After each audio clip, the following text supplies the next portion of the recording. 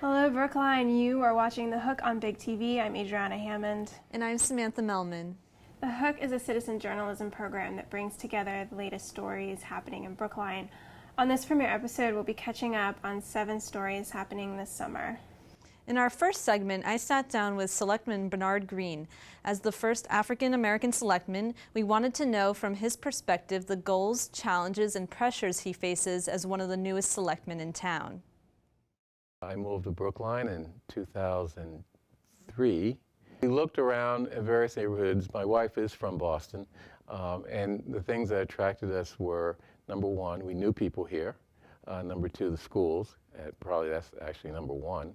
And number three, it was a convenient community to downtown Boston and a community that we were very comfortable in. I ran for selectman beginning this year because I felt that there are a number of issues facing the town that I could provide some amount of problem-solving skills with respect to, and those are the issues that I focused in on my campaign, or during my campaign, and that is the issue of diversity, issues around race that have been cropping up in the town over the last few years, dealt with in some ways very well, in other ways not so well. I thought I could bring a level of understanding, expertise to that issue that the town needed. I've always been concerned about police-community relations. Having, or being the father of a now 20-year-old black male, and given all this happening around this country, that of course is a hot-button issue for me. So I was always concerned about, how are we going to ensure that the incidents that have been occurring elsewhere do not occur here in Brookline. It means that I have to work hard and make sure that I do a very good job, because unfortunately any failures of mine will be projected onto black people more generally. But more seriously, it means to me that I have a responsibility to not just address black issues, but broader issues, and do that in a way that is effective and results in good outcomes for the town.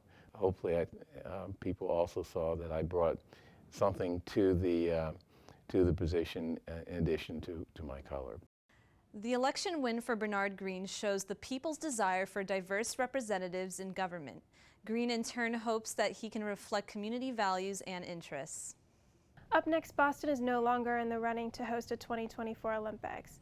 The town of Brookline voted against hosting an Olympics earlier this summer. Paul Rowley has the story. I looked into the Brookline Olympic vote held at the summer town meeting that reflected strong opposition against the town's participation in the Games. Here's what Selectman Neil Wyshynski and Brookline native Chris Dempsey, co-chair of No Boston 2024, had to say about it. The vote before town meeting was a resolution, and it's a non-binding resolution, which kind of gives the sense of town meeting on behalf of the town. Much of the ire Brookline's representatives felt, according to town selectman Neil Wyshynski, was due in part to a lack of correspondence between the town and Boston 2024. We invited representatives of Boston 2024 to meet with us. We sent them a letter, corresponded. We heard radio silence. There was no response. Mr. Wyshynski explained the purpose of Brookline's vote and offered his wish for a more accessible committee responsible for the bid. I, as the chair of the Board of Selectmen, need to protect and represent Brookline's interests. I would certainly hope that Boston 2024 will engage the communities that are going to be part of it. Chris Dempsey, co-chair of No Boston Olympics and lifelong Brookline resident, echoes Mr. Wyshynski's doubts and concerns. So the bid in Boston really happened without a lot of public discussion and without really any elected bodies deciding that this was a good idea. Again, it was a small number of people that have really been pushing this. If you look at the only 2 elected representative bodies that have voted on the Boston 2024 bid, both have voted to oppose. That's the Cambridge City Council and Brookline Town Meeting right here at home. Chris says this community has rallied behind major sporting events in the past, but he says that the Olympics poses the greatest burden to Brookline's most essential asset, its people. So we think that the closer you are to people and the closer you are to really thinking about people's everyday needs and everyday concerns, the more likely you are to say, this is really just not a good deal for us. The closer you are to the boosters and some of those influential people that are pushing it, the more likely you're to say, well, let's give them a shot to do this. I think people in Brookline Town Meeting really engaged with this debate and really learned about the history of Olympics in past cities and how they haven't really left those cities better off, and all of the immense costs that we could be seeing here. And Brookline is very proud of its great public services. It has great schools, great parks. It's a great place to live overall. The way it became that way is by making smart choices, not by grasping for the gold for an event that's 10 years out. So this is a town that has a lot of pride and really welcomes sports and welcomes the world, but just doesn't see the value in a Boston 2024 Olympics. The citywide opposition against hosting the games was made loud and clear, and as of now, Mayor Monty Walsh has announced he will not support the bid proposed by the U.S. Olympics Committee. If you commute under the Route 9 bridge in Brookline Village, you may have spotted Percy Fortini Wright's graffiti art. He was one of hundreds of artists to participate in a 3-month artistic showcase called Arts Brookline.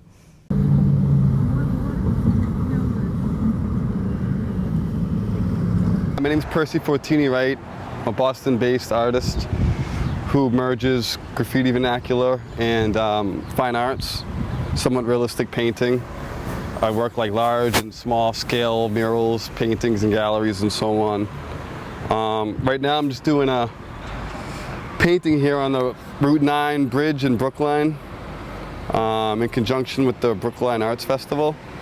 A lot of my work consists of mostly 3 or 4 different subject matters. I have these, the subject titled Children from Beyond, which are these kind of alter ego-like characters that I do, very colorful, very expressive, very kind of alien, other-like looking. I have a whole series of these characters. I do lots of cityscapes as well. I'm really interested in the depth that they create, that illusion of space. With this piece, I thought it would be interesting to kind of use the wall as it is. So I was kind of inspired by this clock with this particular piece here, and trying to use as much as the wall space, the natural wall, and kind of fit something that would work with it. I didn't know how to incorporate the sundial at first, but then I thought of the idea of Akhenaten, who has all these different images where he kind of worships the sun or is looking up to the sun as this source of light. And I thought being right next to the sundial was a perfect motif to really utilize the space that's already existing. Boston itself has a huge arts program, and it's nice to see Brookline finally embrace an arts program to put up a beautiful mural. We have so much blank canvas around our town, it should be utilized for things like this, so I'm a huge supporter of it. I've been to other cities all over, and especially mural art, graffiti is huge. And like I said, a couple cops and people called the cops on me doing a regular mural, which is kind of bizarre. I never really had that happen to me so much.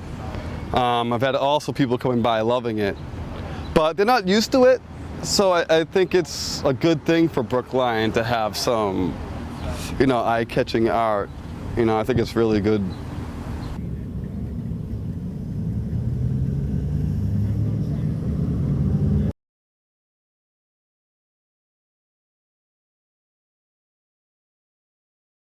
If you are just tuning in, you're watching The Hook, covering the latest community news in Brookline, only on Big TV.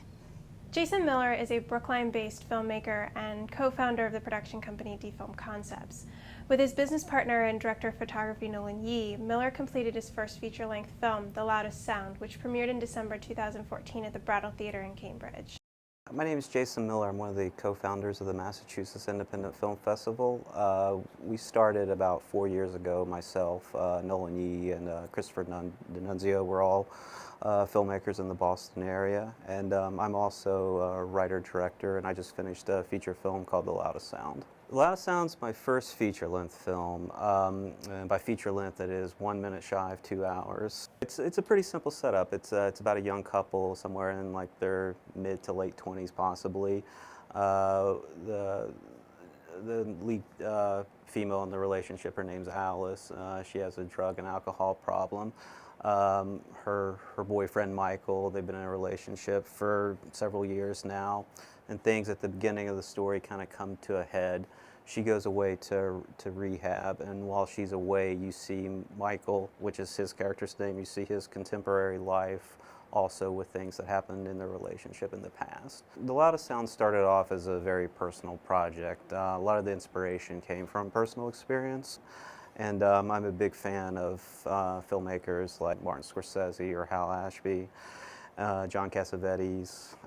But when I was prepping it, I was dealing with a lot of new talented actors in the area, people like Michael Reardon, Johanna Gorton, Hilary Coughlin. And we decided the best way to do it was to use the script as kind of a starting point.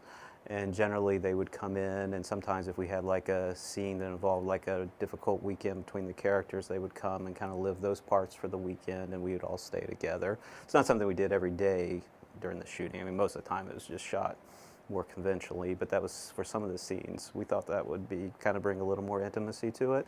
I was trying to sort of say something that was personal to me. At the same time, I mean, we're inspired by stuff that's really moved us in the past. So it was just a matter of kind of using some of that inspiration. I mean, all stories have been told, but you just have to kind of find a different voice to tell them in. Well, in The Loudest Sound, we actually alternate between color and black and white. The whole film was shot in color, but we decided in post that sometimes certain scenes needed kind of more of a, kind of more of a visual edge. So it was something we played with, myself and the director of photography, Nolan Yee. We just kind of went with what our gut was telling us.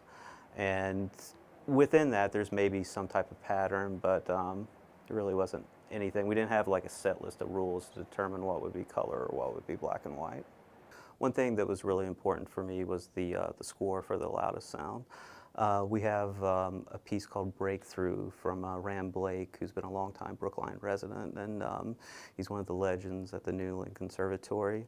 Also, the main score is done by a guy from Scotland, a really talented musician called Matthew Whiteside. Brookline's been my home since late 2001, and yeah, I'd love to shoot something else in Brookline. This year's Massachusetts Independent Film Festival will run from August 26th through August 29th. The first 2 days, the 26th and the 27th, they'll be at the Somerville Theater in Davis Square. And then our final 2 days will be at the Brattle in Harvard Square. If you're an independent filmmaker, or if you just like independent film, or you just like movies, period, and you're in the Boston area, definitely check us out at the end of August. Miller is also the co-founder of the Massachusetts Independent Film Festival, which will showcase indie talent from around the country and abroad for its 5th year this August.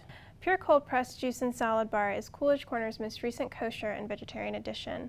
The owner of Pure Cold Press, Haim Cohen, is a familiar face in the neighborhood as his parents run Rami's, a popular Israeli Middle Eastern restaurant next door. Haim takes us into his own personal venture in the ever-so-popular cold press business. The vibe I wanted to bring over to Brookline, I mean, I've been working at Rami's, my dad owns it, for the past 15 years. And we've been missing something in Boston, like that laid-back, Cali, LA feel. That's what I wanted to bring. That's why I brought over the acai bowls. I found that in Venice Beach when I was there for about a month. We brought over the smoothies, the cold-pressed juices, of course, and then a variety of fresh salads, which we like to call Southern California comfort food. Cold press came from the style of juicing. What we do is we press with hydraulic pressure instead of heating up your nutrients as you would at home in a home juicer. So when you do that, it breaks down about 80% of your nutrients, and you lose that. When we cold press, you get everything. We press the peel, we press everything with about 14 tons of pressure. And it's awesome. And that's what cold pressing is. So up here, we have our Zen. As you can see, it settles. So you have to shake it up really, really well before you drink it. And it's watermelon, lemon, and a pinch of sea salt. It's a very good hydration drink. Over here, we have another one. This is our Recharge, and it's a carrot-based drink, which is very good for skin and vision. The Pure Green has apple, pineapple, spinach, collard green, lemon, and ginger. We also have wheatgrass shots that we make fresh every day, and these are really good. I've been running Rami's, which is next door, and it's quite an institution here in Brookline. It's kind of famous. It's been around for 25 years. I've been running Rami's for the past 15 years, and I love it. I've learned a lot from the ups and the downs on how to run a restaurant, and I feel confident now that I can run my own restaurant and hopefully see many of these around the Boston or New England area. Pure Cold Press is located on 325 Harvard Street. Climate Action Brookline is an organization that encourages the community to decrease its carbon footprint with clean energy initiatives. Tom Kilday, the Climate Action Brookline co-chair, discusses these initiatives and the organization's success with bringing solar panels to residents. Hi, my name's Tom Kilday. I'm from Climate Action Brookline. I'm a co-chair at Climate Action Brookline for the last 2 years and been a member for the last 4. And our goal is to reduce our carbon footprint within Brookline. So we participated last year in a Solarize program. We put 384 kilowatts of electricity on the grid with the program, and I think it's 65 families or homes that were involved. And I just recently heard that there was a 24% payback on one of the homes. Yeah, right now we're doing a mass energy wind program. We're promoting putting wind, getting green energy from wind. So to reduce your carbon footprint, let's say you have a shady roof like I do, and I couldn't put solar panels on my roof. So one way I can reduce my carbon footprint is buying green energy. So with Mass Energy, I buy my energy and it's all green, and it goes directly to Massachusetts jobs, and it promotes construction of new windmills and other things within Massachusetts. A low carbon footprint diet is little to no meat. That's always a hard one for everybody to give up. Reducing to, local fruits and vegetables and what's available at what time of year. So eating fresh throughout the year. The local farmers markets are getting very popular. So eating and buying local is really important, and reducing your footprint. Our monthly meetings are on the second Tuesday of every month. We usually skip July and August because everybody's out of town. But other than that, we have a meeting every month. Anybody's welcome. The meetings are posted on the website, so you can get a little information on that. What we like is people to bring questions and comments, and we have quite a lot of interaction with the speakers and back and forth. Climate Action invites the community to enjoy important events such as the annual Climate Week, Food Day, and Climate March. Meetings are monthly throughout the year and are held at Brookline Town Hall. That concludes this episode of The Hook. Thank you for watching. In case you missed any of our segments or want to learn more, check us out at brooklineinteractive.org.